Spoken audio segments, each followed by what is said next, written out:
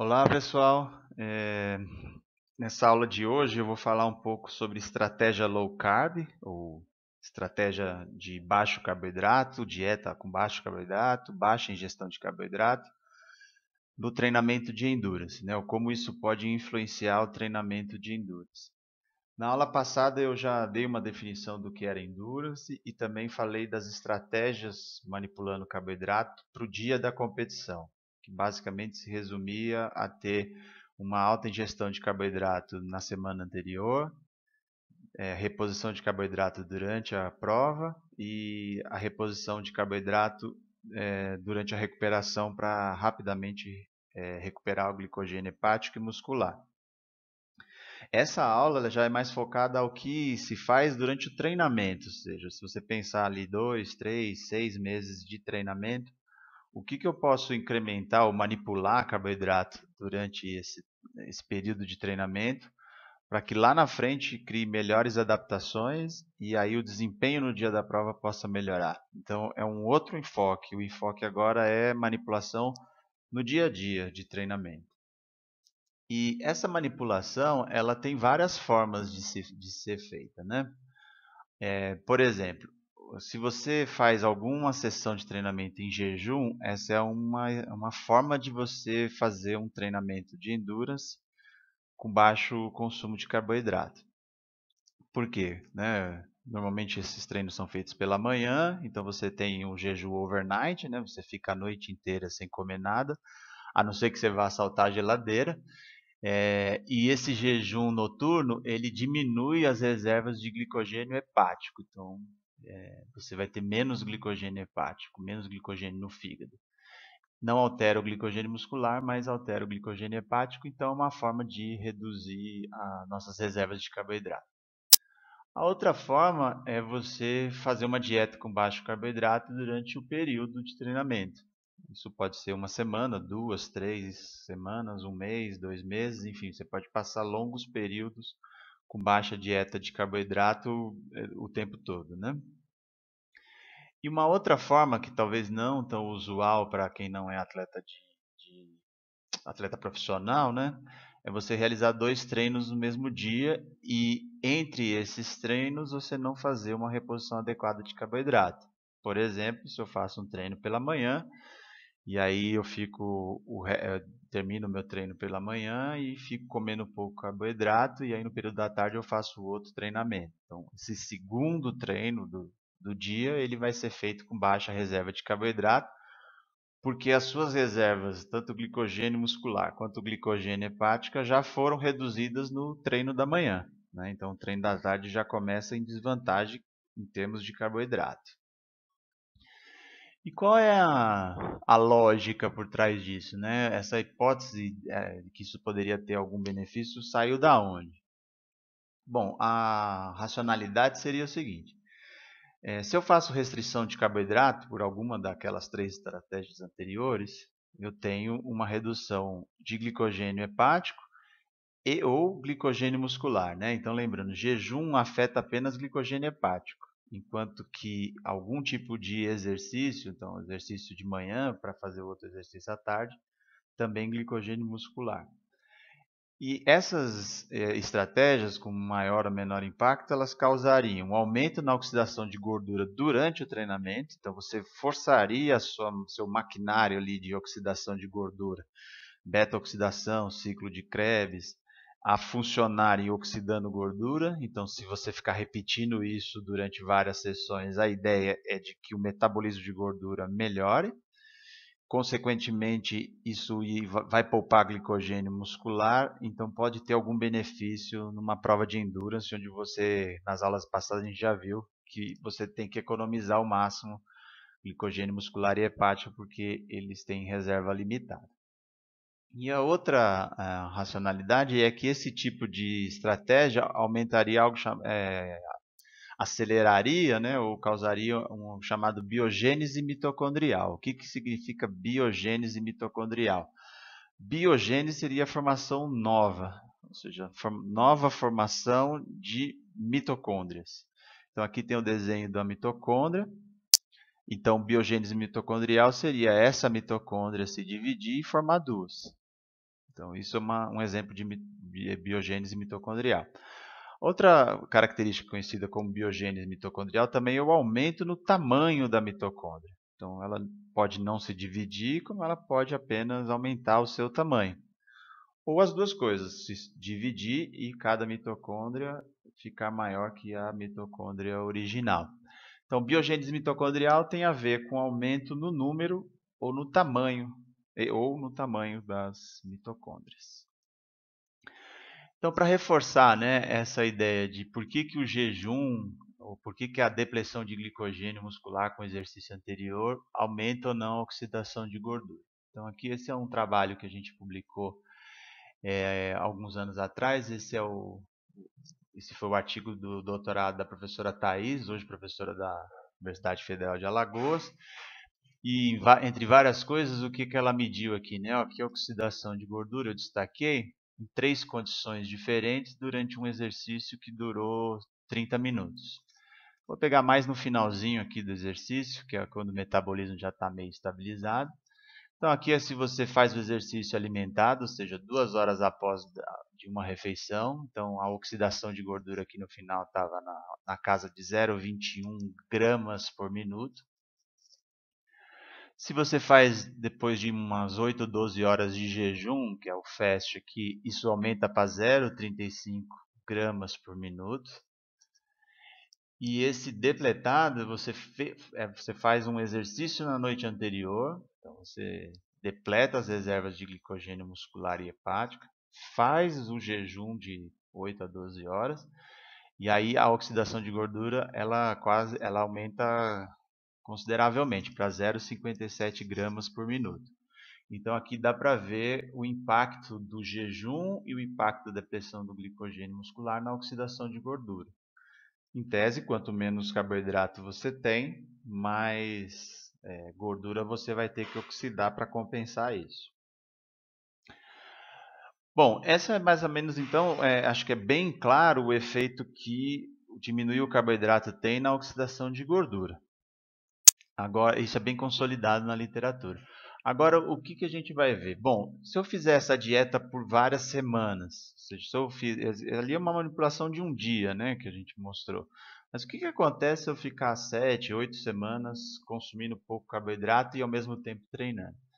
Acho que esse estudo da Helge de 96 resume bem o que acontece, né?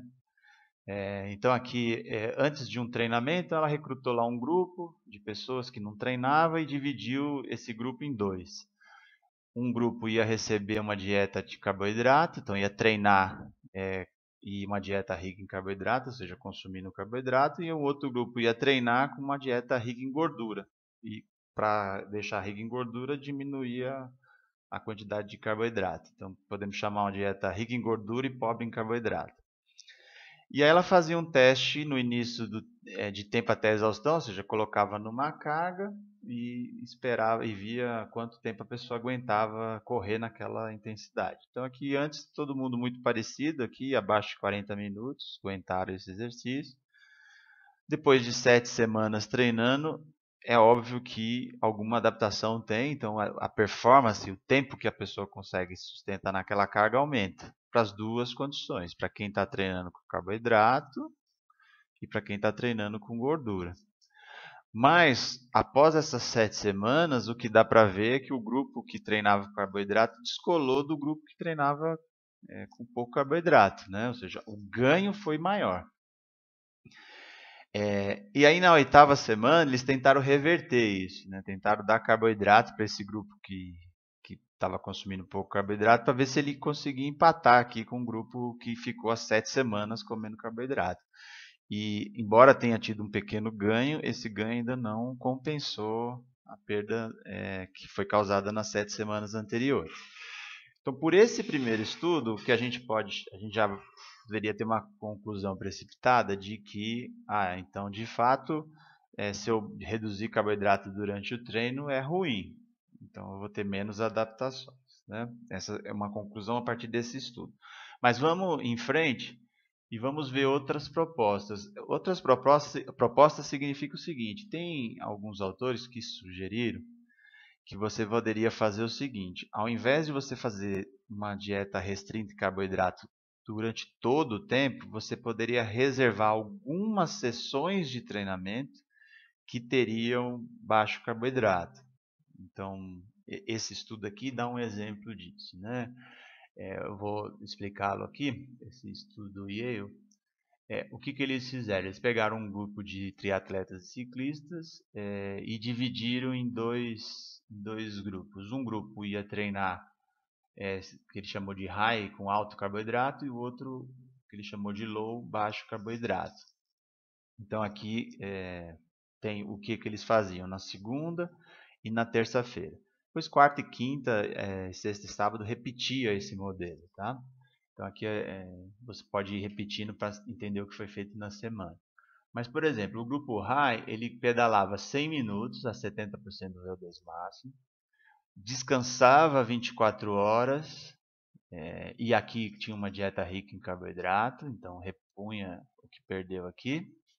E na terça-feira eles faziam um HIIT, 8 séries de 5 minutos, no máximo o ritmo que a pessoa conseguisse, né? Então, ela era solicitado que ela ficasse 5 minutos pedalando o mais rápido possível, 8 vezes, né? O grupo Low, ele fez exatamente o mesmo treino, só que ele fazia os dois juntos na terça-feira. Então, na segunda não fazia nada, e na terça-feira ele fazia os dois treinos. Bom, para eu colocar os dois treinos no mesmo dia, eu encurto a pausa, né? A recuperação de um para o outro. Enquanto aqui era 24 horas, aqui era só de 1 hora. Então, basicamente, treinava dois no mesmo dia. E aí, o que acontece? No segundo treino, você não tem tempo suficiente para repor o glicogênio gasto no primeiro. Então, você vai obrigatoriamente fazer esse treino com baixo carboidrato, baixo glicogênio muscular. Enquanto que aqui você tem 24 horas, então dá para você recuperar bem, como a gente já falou em outras aulas, na aula passada lá de carboidrato, que em 24 horas fazendo uma dieta com alta quantidade de carboidrato, você recupera o glicogênio gasto. E o que eles viram? Né? Eles olharam a atividade dessa enzima sintrato-sintase, que é um marcador de biogênese mitocondrial. Ou seja, se essa atividade estiver alta, é um sinal indireto, mas é um sinal de que as mitocôndrias aumentaram seu tamanho. Ou pelo menos o ciclo de Krebs está funcionando melhor. Então, o grupo que treinava high não teve nenhuma adaptação nesse sentido.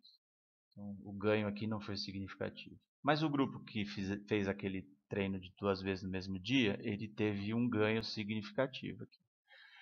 Então, a gente pode assumir que esse treino, não todas as sessões, né? Se eu voltar aqui, a gente vai ver que essa primeira sessão do low, ela não é feita com baixo carboidrato, é só a segunda. A primeira começa normal, aí abaixa as reservas de glicogênio para entrar abaixo na segunda sessão. Então eu posso chamar que esse estudo fez 50% do treino com baixo glicogênio, os outros 50% normal.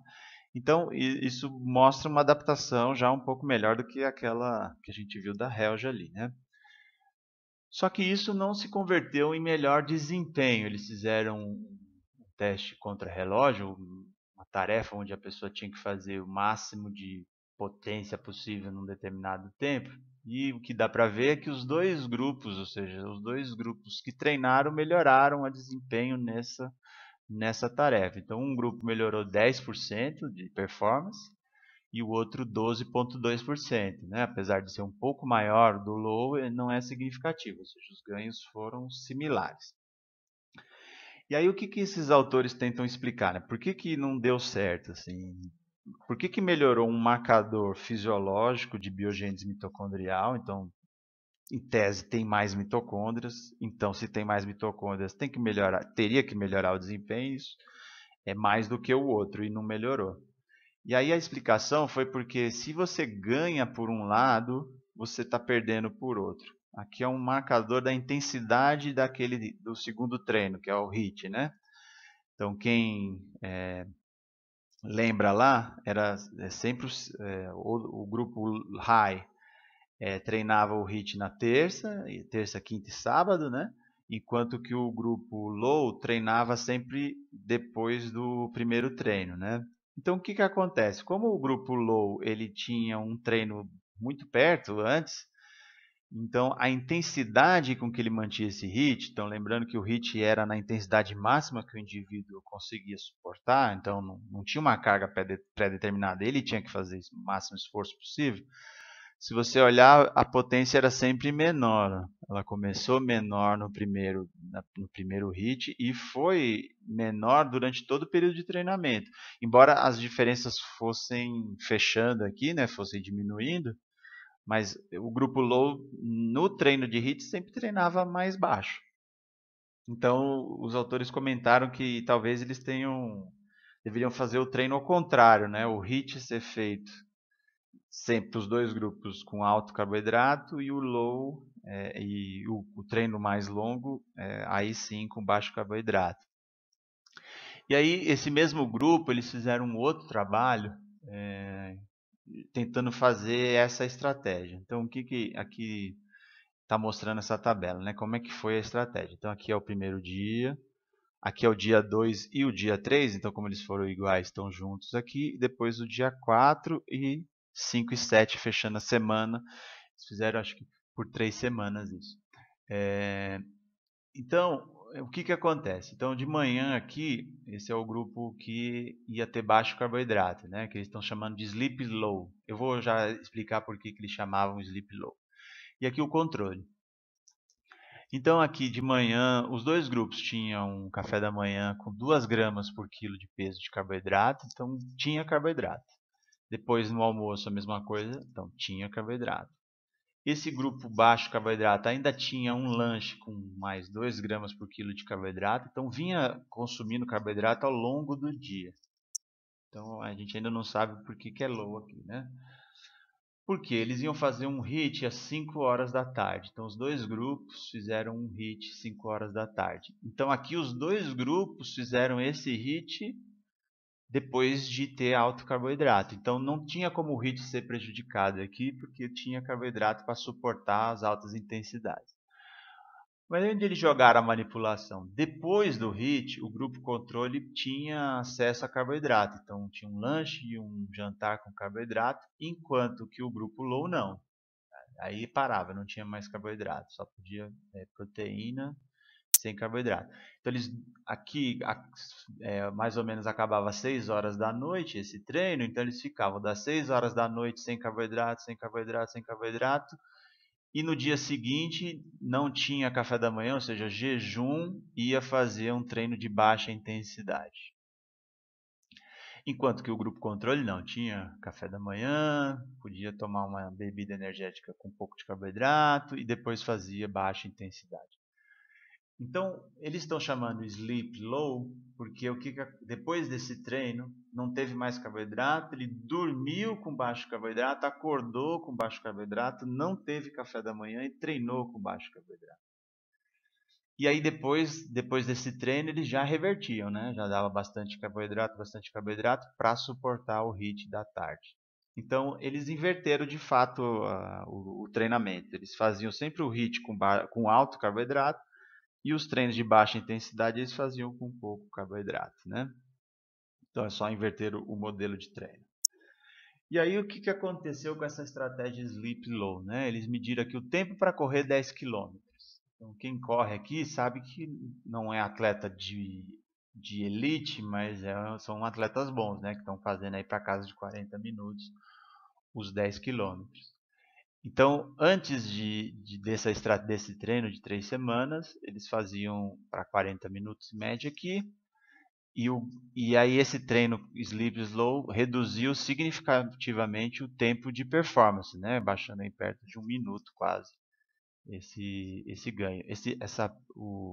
A parte preta aqui é a média, né? Aí você tem individualmente o que aconteceu com cada um, né? Isso é importante também ver que às vezes no estudo, se você pegar esse indivíduo como exemplo, você vai ver que ele se beneficia muito dessa estratégia. Enquanto esse outro aqui, ó, ele praticamente não tem benefício nenhum. Ele não mudou nada. Isso é normal, num grupo vai ter gente que vai ganhar mais ou menos com uma determinada estratégia E aí o estudo diz a média, né? Se a maior parte dos casos, ou na média, se ganhou ou se perdeu mais, né? Então, é bom às vezes estar atento a isso, porque na hora de prescrever, você não prescreve para uma média, você prescreve para um indivíduo. Então, pode ser que aquele indivíduo não seja responsivo para aquela estratégia, tá? Então, é importante isso na hora de interpretar os estudos. Enquanto que o grupo controle, ele praticamente não mudava nada, né? Na média, mas de novo, individualmente você consegue ver gente melhorando e gente piorando. Só que não foi significativo aqui, né? Então, esse estudo levou a essa publicação do mesmo grupo na revista Science, que é uma síntese da hipótese que eles levantaram, né? Então, o que que eles estão... qual que é o mecanismo que eles estão sugerindo? Então, se você faz, por exemplo, um treino com baixa intensidade, e esse treino é feito em jejum, ou ele já é com baixo carboidrato, enfim, é chamado training low, né? Ou seja, esse treino de baixa intensidade pode ser feito com baixo carboidrato. Isso vai ter expressão de vários genes, de ativação de várias proteínas que vão estimular a biogênese mitocondrial. Aí, claro, você não vai ficar assim para sempre com esse baixo carboidrato, então você faz a reposição do glicogênio muscular, e aí você faz os treinos de alta intensidade ou os treinos de qualidade, né? Aqueles que exigem precisão, mais técnica, que é o chamado training high, você vai treinar com alto glicogênio. Aí, quando você faz esse treino de alta intensidade, diminui as reservas de glicogênio de novo. Aí você pode manter ao longo do dia, né? Come pouco carboidrato, aí dorme com pouco carboidrato, aí no dia seguinte vai lá e faz um treino com baixo carboidrato de baixa intensidade e o ciclo recomeça. Então a mensagem aqui é tentar fazer os treinos de qualidade com alto glicogênio, alto carboidrato, inclusive podendo repor durante, se for necessário, enquanto que depois desse treino você deveria restringir carboidrato antes de treinos longos, para poder maximizar a biogênese mitocondrial. O nosso grupo fez um estudo para avançar um pouco mais nisso e tentar entender a importância desse tipo de treinamento onde você faz 2 sessões no mesmo dia. Porque talvez tenha mais do que apenas pouco glicogênio muscular. O fato de você fazer uma sessão de treino e logo depois de 1 ou 2 horas fazer outra sessão, tem mais coisa envolvida do que só glicogênio. Então a gente explorou isso nesse estudo, esse foi o artigo de doutorado do professor Victor Amorim, e a gente publicou nessa revista da FASEB Journal, né? O que ele fez? Qual foi o experimento? Ele dividiu o grupo, o mesmo indivíduo fazia 2 tipos de exercício, 2 tipos de treinamento, agudo isso, né? Então, numa semana ele vinha e fazia 2 vezes no mesmo dia. Ele fazia um exercício contínuo, aí mais ou menos 100 minutos de exercício, repousava 2 horas e fazia o HIIT. Eu sei que você pode estar falando, mas não era o contrário a sugestão? Como a gente começou esse estudo antes da publicação daqueles estudos, o desenho já estava pronto, mas a vantagem é que o nosso HIIT aqui não era o de esforço máximo, assim, né? O indivíduo não ia no seu máximo, a gente fixou a carga, então a carga é a mesma para todo mundo. Então, esse é o treinar 2 vezes no mesmo dia. Eu faço um treino, repouso 2 horas, tenho 2 horas de repouso, faço de novo. O mesmo indivíduo voltava na semana seguinte e ele fazia outro tipo de treino. Ele fazia, numa noite, ele fazia exercício contínuo, aí ele dormia 14 horas com baixo carboidrato, então ele não tinha acesso a carboidrato nesse período, vinha no outro dia e fazia esse HIIT. Então é uma espécie de sleep slow aqui, né? Ou seja, ele fazia exercício e dormia com baixo carboidrato. E o controle não tinha o exercício contínuo, só tinha o HIIT, então o HIIT era feito com alto glicogênio muscular. Aqui está a medida, a gente fez biópsias, né? Aqui antes e depois, inclusive na aula passada tem até um vídeo mostrando como que é feito biópsia, quem tiver curiosidade e não viu, pode ir lá ver essa aula. E aí o que mostra aqui? Bom, que quando eu faço na situação controle, ou seja, eu estou descansado, meu glicogênio está alto. Quando eu faço no mesmo dia, que é o pretinho, ou em 2 dias diferentes, o glicogênio está baixo. Então, nessas duas condições, o segundo treino é sempre com glicogênio baixo. E sem diferença entre eles, né? Ou seja, é baixo para os dois. Então eu posso chamar os dois de treino low sem problemas, embora a estratégia que eu usei para deixar o glicogênio baixo seja totalmente diferente. Uma eu aproximei 2 exercícios, na outra eu forcei uma dieta baixa de carboidrato e dormia com baixo carboidrato. E aí o que foi visto nesse estudo aqui, um resumo, né, das principais resultados. Viu que 2 proteínas nucleares, uma chamada TFEB e a outra N-FAT, elas ficavam altas, muito mais altas na situação quando tinha 2 treinos juntos. Se a gente olhar as barras pretas aqui, elas são sempre maiores do que as barras brancas. E aqui é a mesma coisa. E o que essas proteínas fazem, né? Essas 2 proteínas? O que elas estão aqui? É porque elas aumentam a expressão de 2 genes. Um é chamado PGC1-alfa e a outra PIPAR-alfa, né? E se você olhar, as barras pretas desses 2 genes estão sempre mais altas do que as barras brancas. O que significa que treinar 2 vezes aciona mais esses genes do que treinar em 2 dias separados. Mesmo que o glicogênio muscular tenha começado baixo. Então é importante voltar aqui.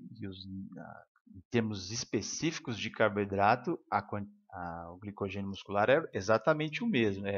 Exatamente não, mas muito próximo uma condição da outra. O que não pode, então, esse aumento não pode ser explicado pelo glicogênio muscular, porque se tem tanta diferença assim na expressão dos genes entre treinar 2 vezes e treinar no mesmo dia, e o glicogênio muscular é o mesmo, é outra coisa que está afetando.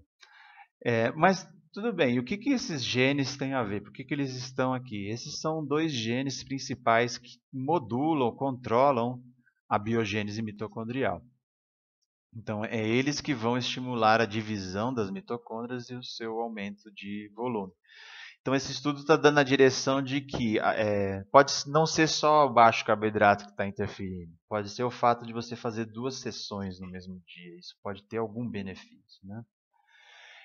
Só que aquele estudo ali, ele foi um estudo agudo. A gente foi lá, viu alguns genes, se esses genes mudam ou não, e dá um sentido. Olha, se treinar assim, pode ser que crie melhores adaptações. Mas pode ser que crie melhores adaptações, não significa que vai criar melhores adaptações. Então, a gente fez um estudo crônico, basicamente repetindo aquele modelo, só que durante 3 semanas. Então, os indivíduos de fato treinavam daquele jeito. A gente dividiu em grupos, e aí cada grupo treinou, ou treinava no mesmo dia, ou treinava em dias separados, naquele mesmo desenho, né? E esse foi o artigo, então, da pesquisadora que hoje está nos Estados Unidos, na Universidade do Missouri, que fez o doutorado dela com isso. E o que a gente viu aqui? Então, a gente primeiro foi ver a biogênese mitocondrial. E aí a gente optou em não usar a sintrato-sintase, a gente optou em ir lá ver a mitocôndria mesmo, usar o padrão ouro, que é a imagem por microscopia de transmissão eletrônica. Então, nessa foto aqui, a gente tem a identificação. Essa bola branca é lipídio e essa parte mais escura é mitocôndria. Então, tem mitocôndria aqui e tem, isso aqui é mitocôndria, isso aqui é mitocôndria. Então, tudo isso aqui é mitocôndria, né? E a gente dividiu em mitocôndrias que estavam, chamamos de intramiofibrilar, ou seja, aqui estão as miofibrilas, actina e miosina, e as mitocôndrias estão ao redor das miofibrilas. Então, por isso que elas se chamam intermiofibrilares, né? O que é uma vantagem, porque estaria a mitocôndria perto da onde vai onde vai ter que gerar ATP para contração muscular. Então, seria vantajoso ter mais mitocôndria aqui. E tem um outro tipo que as mitocôndrias elas também se aglomeram perto da membrana plasmática, que a gente está chamando de subsarcolêmica, né? Ou seja, está abaixo do sarcolema. E aqui tem várias mitocôndrias, E essas mitocôndrias provavelmente servem mais à bomba de sódio e potássio, que está aqui na membrana, né? Então talvez tenha funções diferentes que não contráteis. Então a gente optou em fazer a análise separada do que está na miofibrila e do que está na subsarcolêmica. E o que a gente notou? Que não teve biogênese mitocondrial. É um pouco frustrante, mas no fundo é isso. Que a estratégia, tanto treinar 2 vezes, que é a preta, quanto treinar 1 vez ao dia, nenhuma delas altera a área das mitocôndrias, tanto dessas intermiofibrilares quanto dessas subsarcolêmicas. Então, o tamanho delas continua exatamente muito parecido, né? Exatamente não, mas muito parecido. Então, não teve adaptação nenhuma nesse sentido. E também a área de lipídios dessas bolinhas brancas também não se altera com esse treinamento. A gente pode chegar a falar 3 semanas é pouco, talvez seja necessário mais para criar algum tipo de adaptação, mas no fundo não teve, esse foi o primeiro estudo a mostrar que, usando o padrão ouro, que é a transmissão eletrônica, que não tem biogênese mitocondrial em nenhuma dessas estratégias, né? Mas um resultado curioso e importante para o treinamento é talvez a medida mais simples que tenha sido feita no estudo, que é como os indivíduos percebiam o esforço durante o exercício. Então, eles eram submetidos a 100 minutos de exercício e a cada período de tempo, então aqui com 15, 25, 50, 75 e 100, a gente perguntava a percepção de esforço dele, quando que ele estava sentindo o esforço. E aqui, então, os cinzas, quem treinou 1 vez ao dia, e os pretos, quem treinou 2 vezes ao dia. Esses 2 primeiros aqui é pré-treinamento, ou seja, não começou ainda o treino. Então dá para ver que, como não teve nenhuma intervenção ainda, eles respondem muito parecidos, os 2 grupos, né? Os 2 aumentam com o tempo de exercício, que é natural, até atingir um valor aqui não máximo, mas já estava se aproximando do máximo. E os outros, aí o que acontece no pós-treino, né? O grupo que treinou 1 vez ao dia, ele melhorou. Se você olhar aqui, ó, essa percepção de esforço cinza quadrada, ela é menor do que essa percepção de esforço quadrada com tracejado, né? Então, o grupo treinou 1 vez ao dia, teve adaptação, a percepção de esforço dele diminuiu consideravelmente. Mas se você comparar o que aconteceu com o grupo que treinava 2 treinos no mesmo dia, você vai ver que praticamente a curva nem aumenta. E ela é muito menor, muito mais baixa os valores do que foi para o grupo que treinou 1 vez. Ou seja, o grupo que treinou 2 vezes percebia muito menos intenso esse esforço do que o grupo que treinava 1 vez. Teve adaptações maiores, né? Então saiu daqui de cima, veio aqui para baixo, enquanto que esse grupo saiu daqui e veio para cá. Então os 2 grupos ganharam, mas o grupo que treinava 2 vezes ganhou bem mais, reduziu bem mais a percepção de esforço. E por que isso pode ser importante? Porque se o exercício tiver que continuar por 120 minutos, 180 minutos, se ele for um exercício mais longo, quem está com a percepção de esforço mais baixa leva vantagem. Então, embora nesse estudo a gente não tenha conseguido identificar o mecanismo que causou isso, mas a gente conseguiu ver um efeito importante, que pode ser interessante para treinamento, né? Então, se eu vou fazer provas muito longas, talvez 2 sessões no mesmo dia pode ser útil, porque eu consigo atenuar a minha resposta de percepção de esforço, né? E é uma coisa a se pensar, porque os corredores quenianos, que acaba sendo uma referência para o mundo, né, de provas de endurance, os quenianos do Vale do Rift, que é essa parte aqui do Quênia, embora todo mundo ache que todo queniano é um grande corredor, mas os grandes corredores não saem aqui da zona marítima, né, para cidades